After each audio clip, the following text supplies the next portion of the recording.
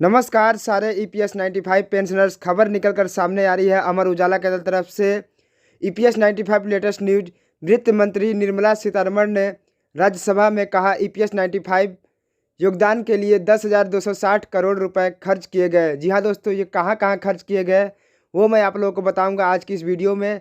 तो आज की पूरी न्यूज़ आप लोगों को बताऊंगा, लेकिन न्यूज़ स्टार्ट करने से पहले आपसे एक निवेदन करते हैं कि अगर आप चैनल पर पहली बार आया है तो नीचे में आपको लाल कलर का एक बटन दिखाई दे रहा होगा, उस पर क्लिक कर आप चैनल को सब्सक्राइब जरूर कर लीजिएगा और साथ में बेल आइकन जरूर दबा दीजिएगा, क्योंकि यहाँ पेंशन से जुड़ी सारी अपडेट आपको दी जाती है। जो भी न्यूज़ निकल कर सामने आती है ऑफिशियल साइट की तरफ से, पहले वो न्यूज़ ऑफिशियल साइट पर आती है, उसके बाद मैं उसे वीडियो के माध्यम से आप लोगों तक लेकर आता हूँ ताकि आप लोगों को भी वो न्यूज़ मिल सके। तो चलिए दोस्तों, बिना देरी किए हुए आज का न्यूज़ स्टार्ट करते हैं। आप बिल्कुल ही ध्यान से इस न्यूज़ को देखिएगा और साथ ही साथ सुनिएगा हमारी बातों को।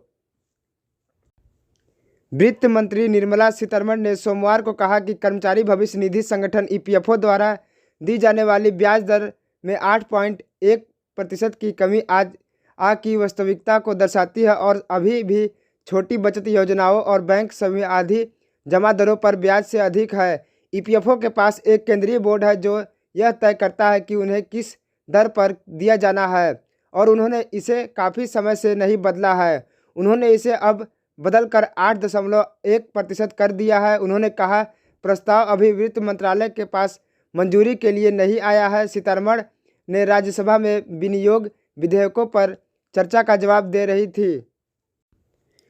केंद्रीय बोर्ड ने वित्त वर्ष 2012 के लिए पीएफ दर को घटाकर 8.1% करने का प्रस्ताव रखा है, जो वित्त वर्ष 2011 और वित्त वर्ष 2010 में 8.5% है, जो 4 दशकों में सबसे कम है। सुकन्या समृद्धि योजना जैसे अन्य योजनाओं द्वारा दी जाने वाली दरें 7.6%, वरिष्ठ नागरिक बचत योजना 7.4% है। तथ्य यह है कि ये वे दरें हैं जो आज प्रचलित है और यह ईपीएफओ ब्याज दर अभी भी बाकी की तुलना में अधिक है, उसने कहा।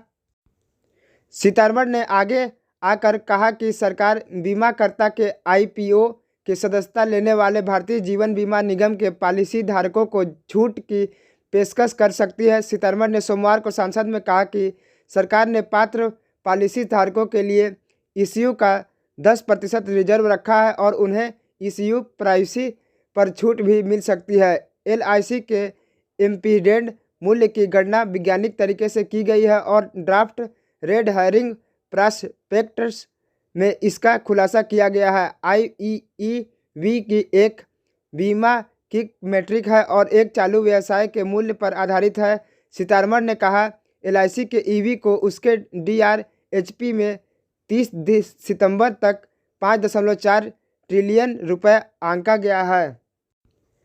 अनुदान के अनुरूप मांग के माध्यम से अधिक खर्च की स्वीकृति मांगे जाने पर मंत्री ने कहा कि आम आदमी की दबाव की ज़रूरतों को पूरा करने के लिए कुछ योजनाओं के तहत खर्च किया गया था। उर्वरक सब्सिडी 14.092 करोड़ रुपए और स्वदेशी यूरिया सब्सिडी 8.270 करोड़ रुपए है। पिछले साल यूरिया की कीमत के बढ़ोतरी हुई थी और हमने इसी अधिक कीमत पर आयात किया था। सरकार ने किसानों पर बोझ नहीं डाला। लागत में हुई पूरी बढ़ोतरी सरकार ने वाहन की किसानों को एक पैसा भी अतिरिक्त नहीं देना पड़ा। श्रम और रोजगार के लिए 10,260 करोड़ रुपए खर्च किए गए, जो कर्मचारियों की पेंशन योजना 1995 के लिए योगदान के लिए होगा। इसी तरह ग्रामीण विकास मंत्रालय द्वारा पीएम आवास योजना के लिए 9,068 करोड़ रुपए खर्च किए जा रहे हैं। दोस्तों, ये थी आज की न्यूज़ जो मैंने आप लोगों को बिल्कुल ही अच्छी तरह से दिखाया भी और साथ ही साथ आप लोगों को पढ़कर बताया भी। तो उम्मीद करते हैं कि आपको ये पूरी न्यूज़ अच्छी तरह से समझ में आ गई होगी। तो आपका इस न्यूज़ पर क्या विचार है वो आप हमें कमेंट करके ज़रूर बताइएगा। और दोबारा से आपसे एक निवेदन करते हैं कि अगर आपने अभी तक चैनल को सब्सक्राइब नहीं किया है तो नीचे में आपको लाल कलर का एक बटन दिखाई दे रहा होगा, उस पर क्लिक कर चैनल को सब्सक्राइब जरूर कर लीजिएगा। तो चलिए मिलते हैं अगले किसी दूसरे न्यूज़ के साथ जो भी अपडेट आती है। तब तक के लिए जय हिंद, जय भारत।